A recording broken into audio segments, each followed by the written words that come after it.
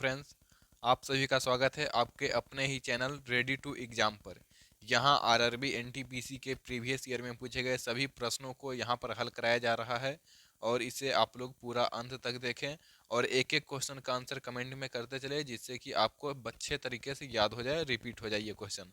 चलिए बिना कोई देरी के क्वेश्चन को शुरू करते हैं। ये क्वेश्चन हमने कल के होमवर्क में आपको दिया था कि निम्न में से किस भगवान को ऋग्वेद के पुरंदर कहा गया है। ठीक है, तो ऋग्वेद का पुरंदर जो है कौन से भगवान को कहा गया है, तो इसका आंसर आप लोगों को कमेंट में छापना था।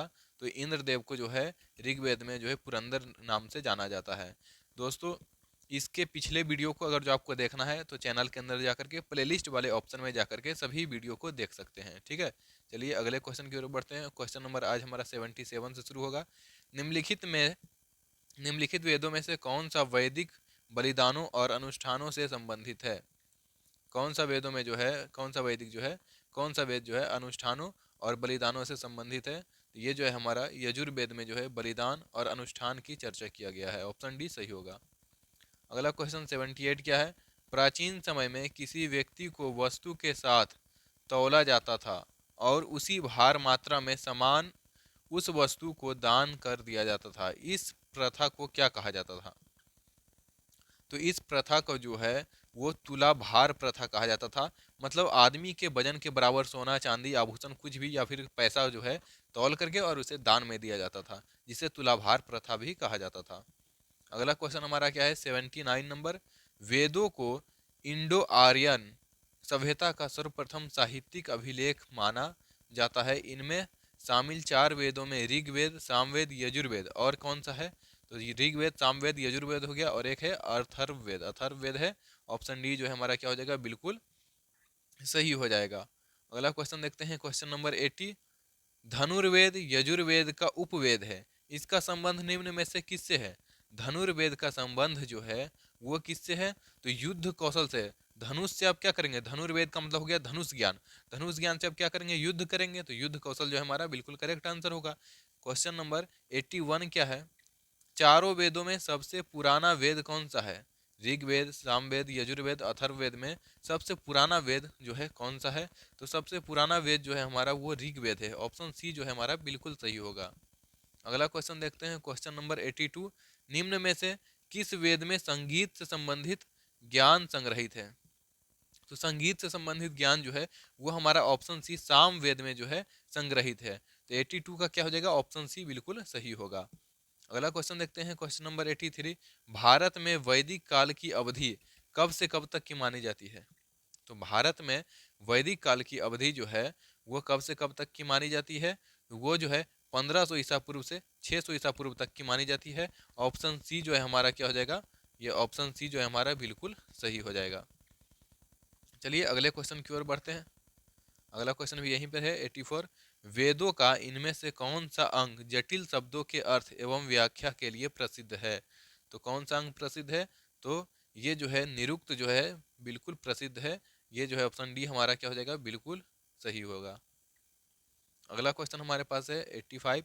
निम्नलिखित में से किस वेद में रोगों के उपचार के बारे में वर्णन किया गया है। तो रोगों का उपचार किसमें बताया गया है, अथर्ववेद में। ऑप्शन डी हमारा क्या हो जाएगा, बिल्कुल सही होगा। यही क्वेश्चन 86 का बात करें तो मुंडक उपनिषद किससे संबंधित है। तो मुंडक उपनिषद जो है अथर्ववेद। ऑप्शन बी जो है हमारा बिल्कुल करेक्ट हो जाएगा। अगला क्वेश्चन की ओर बढ़ते हैं। क्वेश्चन नंबर क्या है, 87 देखने वाले हैं हम लोग। इनमें से कौन सा पाषाण युग के तीन प्रमुख कालों के अंतर्गत नहीं आता है। तो इसका जो है ऑप्शन सी ताम्र पाषाण काल जो है ये बिल्कुल करेक्ट हो जाएगा, ये इनमें नहीं आता है। अगला क्वेश्चन हमारे पास है क्वेश्चन 88। सत्यमेव जयते उद्धरण भारत के राष्ट्रीय प्रतीक का देवनागरी लिपि में अंकित है। यह उद्धरण कहाँ से लिया गया है, यह वाक्य कहाँ से लिया गया है। तो ये जो है मुंडक उपनिषद से जो है सत्यमेव जयते लिया गया है। ऑप्शन ए बिल्कुल सही होगा। अगला क्वेश्चन 89 है। महाभारत के अनुसार भीम और हिडिंबा का पोता कौन था। भीम और हिडिंबा का पोता जो है वो कौन था, वो जो है बर्बरीक जो है। ऑप्शन बी बिल्कुल सही होगा। सॉरी। अगला क्वेश्चन 90 क्या है। संस्कृत महाकाव्य महाभारत के लेखक कौन है। संस्कृत महाकाव्य महाभारत के लेखक कौन है? तो महाभारत के लेखक आप सभी को पता होगा कौन है, महर्षि वेद व्यास। बिल्कुल ऑप्शन सी जो है सही होगा।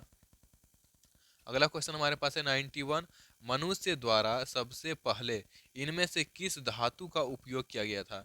तो मनुष्य द्वारा सबसे पहले जो है वो तांबा का उपयोग किया गया था, जिसके काल को हम ताम्रपाषाण काल भी के नाम से भी जानते हैं। अगला क्वेश्चन 92 क्या है, निम्नलिखित में से किस वेद को गीत की पुस्तक, मंत्रों का वेद या फिर गीत का योग भी कहा जाता है? तो किस वेद को कहा जाता है? ये जो है सामवेद। सामवेद में जो है गानों गीतों की चर्चा है।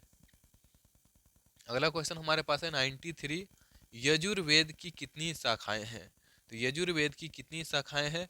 यजुर्वेद की 2 शाखाएं। ऑप्शन बी जो है हमारा क्या होगा, बिल्कुल करेक्ट होगा। ऑप्शन बी जो है हमारा क्या हो जाएगा, बिल्कुल करेक्ट।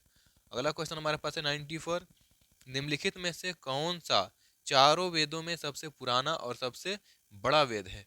तो सबसे पुराना और सबसे बड़ा वेद जो है हमारा वो ऋग्वेद है। ऑप्शन ए क्या होगा, बिल्कुल करेक्ट हो जाएगा।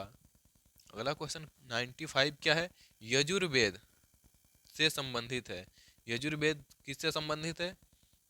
तो यजुर्वेद जो है वो हमारा यज्ञ के अनुष्ठानों से क्या है, संबंधित है। ठीक है, गायत्री मंत्र वगैरह इसमें नहीं आता है। जादू टोना वशीकरण ये तो अथर्ववेद में आ जाता है, इसलिए ये भी इसमें नहीं होगा।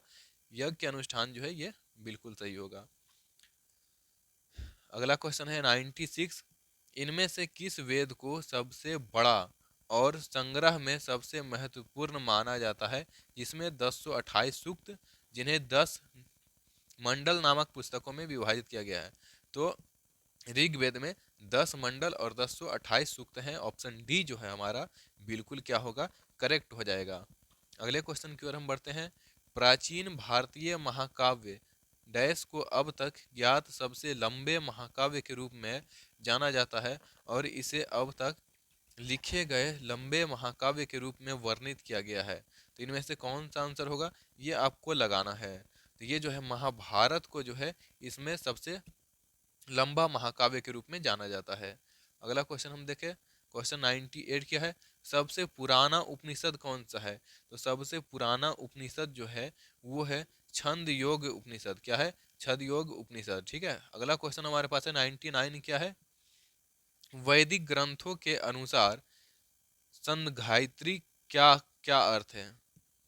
संघायत्री का क्या अर्थ है? वैदिक पुराणों के अनुसार संघायत्री का क्या अर्थ है, इसको आपको बताना है। तो ये क्या है, कोषाध्यक्ष इसका जो है सही अर्थ होता है, या फिर हम इसे खजांची भी कहते हैं। ठीक है, अगला क्वेश्चन क्या है, क्वेश्चन नंबर 100। इसका आंसर आप लोगों को क्या करना है, कमेंट में छाप देना है। ठीक है, और उसके बाद फिर क्वेश्चन 101 जो है इसका आंसर भी आपको कमेंट में छाप देना है। ठीक है, ये दोनों क्वेश्चन आपको हम कमेंट में छापने के लिए देते हैं। देखते हैं कौन कौन इसके आंसर को करते हैं। वैसे क्वेश्चन 100 को हम लोग देख लेते हैं। उस सही कथन समूह का चयन कीजिए जो भारत सरकार के अनुसार भारत की शास्त्रीय भाषा होने संबंधी मानदंडों का समर्थन करता है। उस भाषा के गुणों में निम्नलिखित गुण शामिल होने चाहिए। देखिए क्या क्या गुण शामिल होना चाहिए, पहला पढ़िए, उसके प्रारंभिक ग्रंथों इतिहास की अधिक प्राचीनता जो 1500 से 2000 वर्ष से अधिक प्राचीन हो। उसके प्राचीन साहित्य या फिर ग्रंथ का एक निकाय हो जिसे वह भाषा बोलने वाले लोगों की पीढ़ियों द्वारा मूल्यवान विरासत माना जाता हो। उसकी क्या है, साहित्यिक परंपरा में मौलिकता हो जो किसी अन्य भाषा समुदाय से उधार नहीं ली गई हो। जिसके बोलने वाले की संख्या कम से कम 20 लाख हो। ठीक है, तो इतना नियम को जो है फॉलो करना चाहिए। तो इसको आपको बताना है। तो ठीक है, तो ये जो है हमारा 1 2 3 जो है ये हमारा बिल्कुल क्या होगा, करेक्ट आंसर होगा। ये 3 जो है हमारा फॉलो करता है, ये चौथा जो है हमारा गलत है। तो ऑप्शन सी जो है इसका सही हो जाएगा। और इसका आंसर आपको कमेंट में करना है। इसका आंसर क्या है, चारों वेदों में किस वेद को यज्ञ सूत्रों के वेद के रूप में जाना जाता है, जिसमें समान उद्देश्य के लिए इच्छित छंदों के साथ साथ विभिन्न संस्कारों के लिए अपनाए जाने वाले गद्य सूत्र भी शामिल है। क्या है, गद्य सूत्र भी शामिल है। तो 101 का आंसर आपको कमेंट में छाप देना है। किस में छापना है, कमेंट में छाप देना है, इसका हम वेट करेंगे। चलिए मिलते हैं फिर से दूसरे वीडियो में।